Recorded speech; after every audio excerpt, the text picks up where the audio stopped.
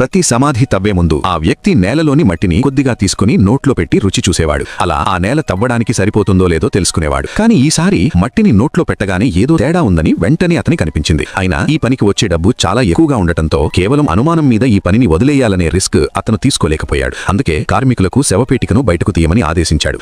భూమిలో బావిని గుచ్చగానే అతనికి చాలా వింతగా భయంకరంగా ఏదో తగిలింది. పైభాగంలో ఉన్న శవపేటిక స్పష్టంగా దెబ్బతిన్నది. అయినా మట్టిలోంచి ఆ కఠినమైన భయానకమైన శబ్దం ఎందుకొస్తుందో అర్థం కాలేదు. అతను భయంతో తన చేతులతోనే మట్టిని తొలగించసాగాడు. అప్పుడు నిజంగానే సమాధి క్రింద మరో శవపేటిక బయటపడింది. అది చూసి కిమ్కు ఊపిరి ఆగిపోయినట్టయింది. తన జీవితంలో ఎన్నోసార్లు డబుల్ సమాధులు చూసినా ఇలా నేరుగా ఒక శవపేటిక కింద మరో శవపేటికను పాతిపెట్టడం అతను మొదటిసారి చూశాడు. వెంటనే తన సహచరులను పిలిచాడు. సగం తవ్వకం పూర్తయ్యేసరికి కింద ఉన్న శవపేటిక పూర్తిగా ఇనుప తీగలతో బిగించి ఉన్నట్టు కనిపించింది. ఆ తీగలు బయటవాళ్లు తెరవకుండా అడ్డుకునేందుక లేక లోపల ఉన్న ఏదైనా బయటకు రాకుండా ఆపేందుక ఎవరికీ అర్థం కాలేదు. పైగా ఆ శవపేటిక దాదాపు 3 మీటర్ల పొడవుండి పూర్తిగా అసాధారణంగా కనిపించింది. సాయంత్రం మసకపడుతుండటంతో జాక్ ముందుగా ఈ శవపేటికను కొండ దిగువకు తీసుకెళ్లి ఆలయ గోదాంలో ఉంచుదామని చెప్పాడు. ఏదైనా అపాయం జరగకుండా ఉండేందుకు వారు శవపేటిక చుట్టూ అంటుకునే అన్నాన్ని చల్లారు. దానిమీద మంత్రాలు చదివి చివరికి ఒక రక్షణ ముద్ర వేశారు. అదే సమయంలో అకస్మాత్తుగా యజమాని అక్కడికి చేరుకుంది. తన తండ్రి శవపేటిక కింద మరో శవపేటిక ఉండటం చూసి ఆమె తీవ్రంగా ఆశ్చర్యపోయింది. టీం అడిగినప్పుడు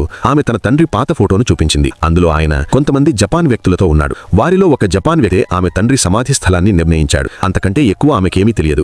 ఆ రాత్రి అందరూ నిద్రపోయాక యాంగ్కు ఒక భయంకరమైన కల వచ్చింది. ఏదో రాక్షసం లాంటి వ్యక్తి తన ఛాతిపై కూర్చొని ఊపిరి ఆపుతున్నట్టు అనిపించింది. ఎలాగోలా తన రక్షణ తంత్రాన్ని ఉపయోగించి ఆ ఉక్కిరిబిక్కిరి నుంచి బయటపడ్డాడు. అప్పుడే ఇదంతా ఆ రహస్యమైన శవపేటిక నుంచి వచ్చిన దుష్టాత్మ పని కావచ్చునని అతనికి అనుమానం వచ్చింది. వెంటనే గోదాం వైపు పరిగెత్తాడు. కానీ తలుపు పూర్తిగా లాక్ అయి ఉంది. ఎవరు లోపలికి వచ్చిన ఆనవాళ్లు కనిపించలేదు. అచ్చం ఆ సమయంలో పెద్ద జంతువులు బాధతో కేకలు వేస్తున్న శబ్దాలు వినిపించాయి. కిటికీ నుంచి తొంగి చూసేసరికి అన్ని జంతువులు భయంతో ఒక మూలలో వణుకుతూ కూర్చొని ఉన్నాయి. వాటి ముందే ఎవరో నిలబడి ఉన్న భయంకరమైన దృశ్యం కనిపించింది.